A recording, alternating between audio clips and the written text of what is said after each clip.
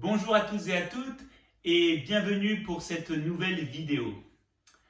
Je voudrais voir avec vous un thème, celui de la bienveillance de Dieu ou de la bonté de Dieu. Et un texte est venu sur mon cœur et je voudrais vous le laisser. C'est Dieu qui va parler dans Jérémie chapitre 32 verset 41. Dieu va parler à propos de son peuple qui est en exil, qui passe par des temps difficiles. Et voilà ce que Dieu va déclarer. Je me réjouirai à leur sujet pour leur faire du bien et je les planterai véritablement dans ce pays, de tout mon cœur et de toute mon âme. La bienveillance de Dieu. Le mot bienveillant veut dire vouloir le bien de quelqu'un, penser au bien de quelqu'un tout en faisant abstraction de son propre bien, de son propre bonheur. C'est-à-dire faire passer l'autre avant soi. Et puis le mot bienveillance veut dire aussi faire tout son possible, donner toutes ses forces, toute son énergie en vue du bien d'autrui. La Bible nous présente Dieu comme un Dieu bienveillant. Cette bienveillance, elle fait partie de l'essence même de Dieu. Cette bienveillance, elle fait partie de lui. Dieu est bienveillant. Et s'il y a bienveillance, c'est parce que Dieu est bienveillant. Dieu est celui qui veut notre bien. Il est celui qui veut notre bonheur dans son cœur de Père. Il veut le meilleur pour chacun d'entre nous, qui que nous soyons, quoi que nous ayons fait.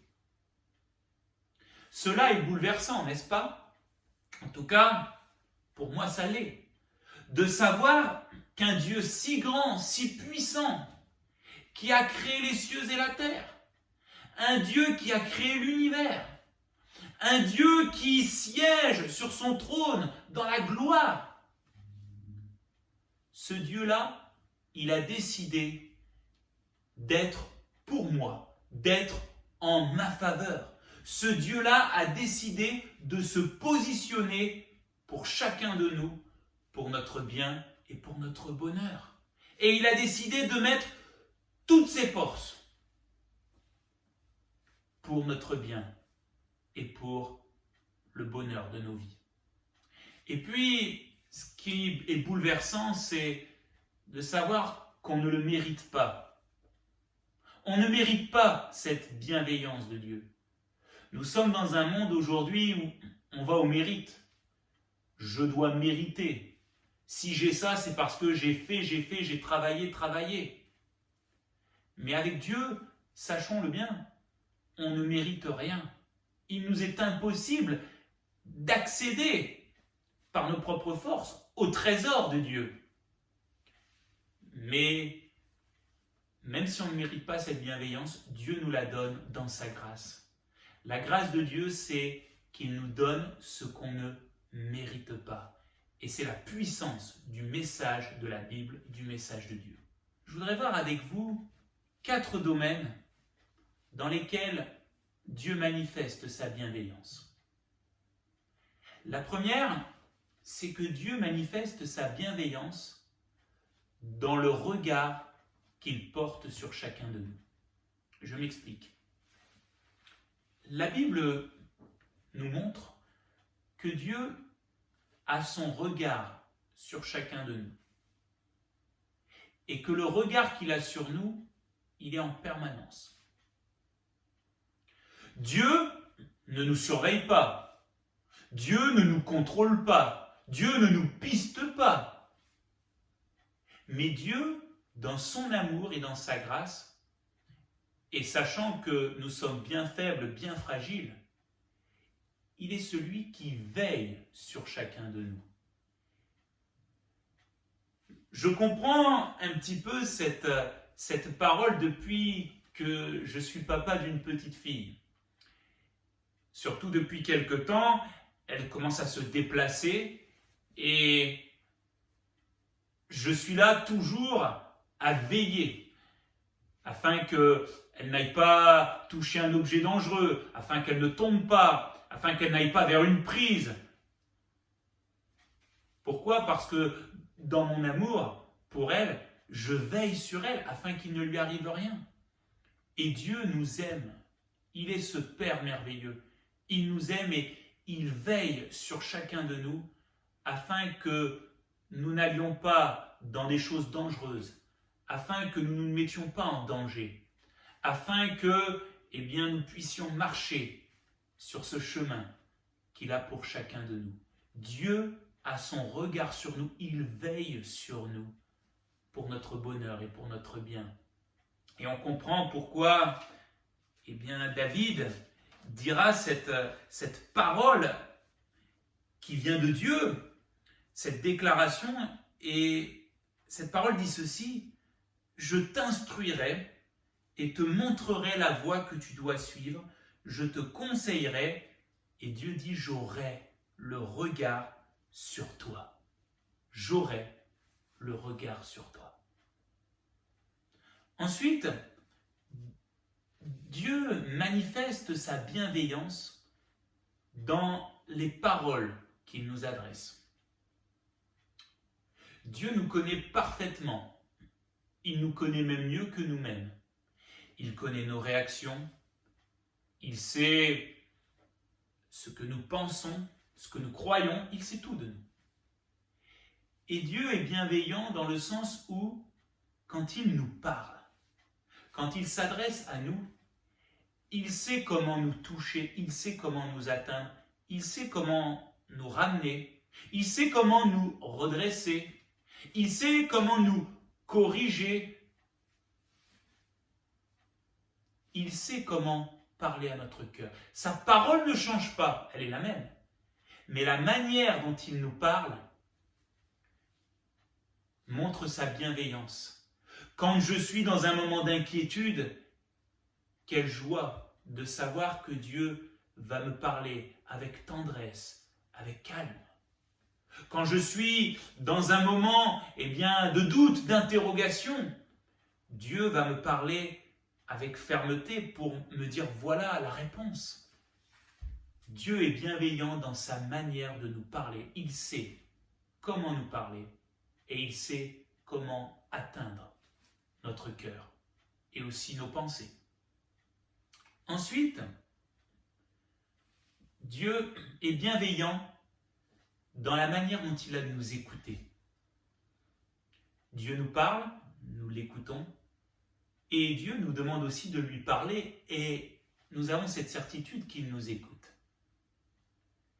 Dieu est bienveillant parce que il comprend.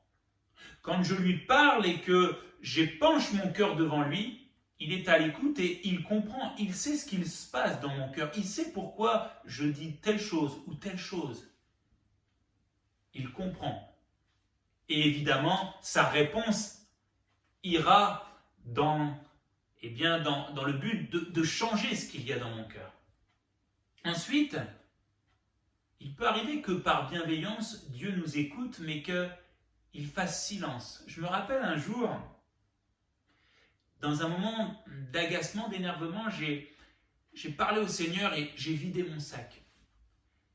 Puis à un moment donné, je ne savais plus quoi dire, alors je me suis tu. Le silence total.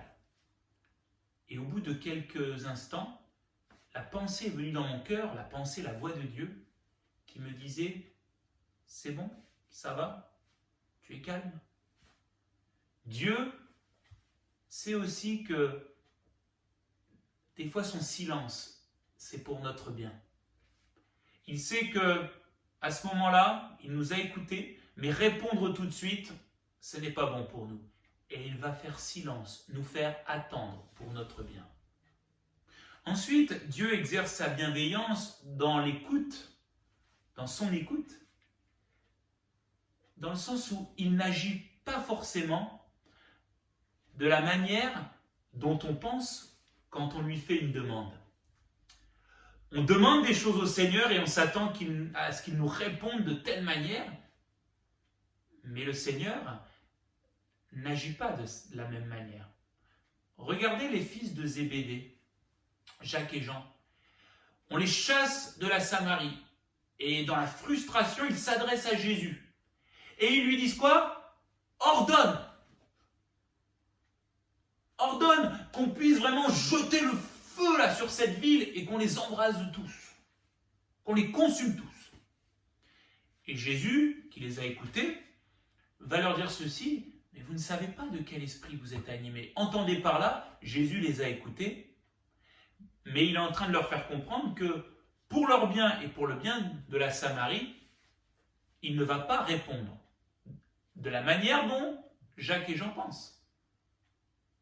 Par contre, Jésus répondra à cette parole d'une autre manière, puisque quelque temps plus tard, la Samarie va bien y avoir un feu qui va tomber sur cet endroit, mais ce sera un feu de salut, de délivrance, de guérison, puisque le message de Jésus va transpercer les cœurs et les gens vont se donner à lui quelque temps plus tard. Et puis pour terminer, Dieu est bienveillant à notre égard dans son action. Dieu sait très bien ce qu'il a à faire. Dieu sait très bien que ce qu'il va faire est animé toujours par le bien et le bonheur qu'il veut pour chacun d'entre nous.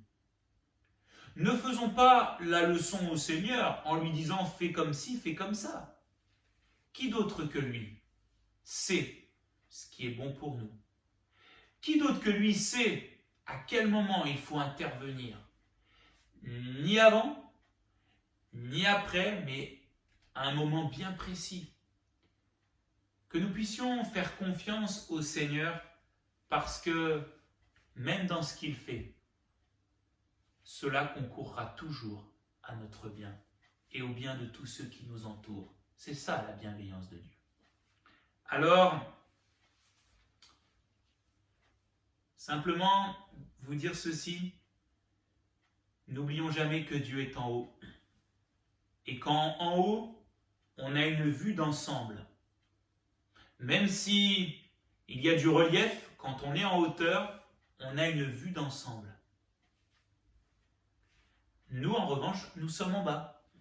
Et en bas, s'il y a du relief, on ne va pas voir très très loin. Si nous sommes dans une zone de montagne, on n'arrivera pas à voir ce qu'il y a derrière. Et c'est pour cela que la bienveillance de Dieu nous amène à lui faire confiance totalement. Parce que nous savons que lui, il a une vue d'ensemble et qu'il sait exactement ce qu'il y a avant, ce qu'il y a maintenant, ce qu'il y aura après. Et dans sa bienveillance, il a tracé un chemin dans lequel il veut nous conduire pour notre bonheur, pour notre bien et pour le bien aussi de tous ceux qui nous entourent. Alors, et on va prier, les réserves de Dieu en bienveillance sont abondantes. Et qu'aujourd'hui, nous puissions dans notre cœur dire « Seigneur, oui, je viens à toi. Je viens et j'ai besoin de vivre encore ta bienveillance, ce bonheur, ce bien-être que tu veux pour ma vie. » Et on comprend pourquoi le psalmiste dira cette parole. Je lève les yeux au-delà, au-dessus des montagnes. D'où me viendra le secours? Le secours me vient de l'Éternel. Est-ce qu'on peut prier ensemble? Seigneur, je veux te remercier pour ta bienveillance. De toute éternité, tu es bienveillant. Et cette bienveillance, elle est pour tous ceux et toutes celles qui viennent à toi. Pour tous ceux et toutes celles qui mettent leur foi en toi. Pour tous ceux et toutes celles qui s'abandonnent à toi. Et je te prie que si quelqu'un, en regardant cette vidéo, désire vivre cette bienveillance, cette bonté que toi seul peux accorder, je te prie qu'il puisse maintenant s'approcher de toi d'un cœur sincère et vrai.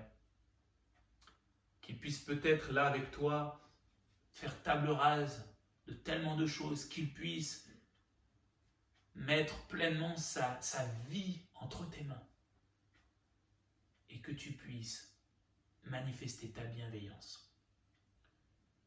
Merci Seigneur parce que dans ces temps difficiles et troublés par lesquels nous passons, nous avons besoin de nous rappeler et de vivre que notre Dieu est un Dieu bienveillant et un Dieu bon. Merci pour tout Jésus. Amen. Que le Seigneur vous bénisse et je vous retrouve bientôt pour une nouvelle vidéo. En attendant, vous pouvez continuer de consulter la chaîne YouTube de l'église de CL Cavaillon, église de Cavaillon-Luberon. Regardez les messages, likez, vous abonnez. Que le Seigneur vous bénisse et à bientôt.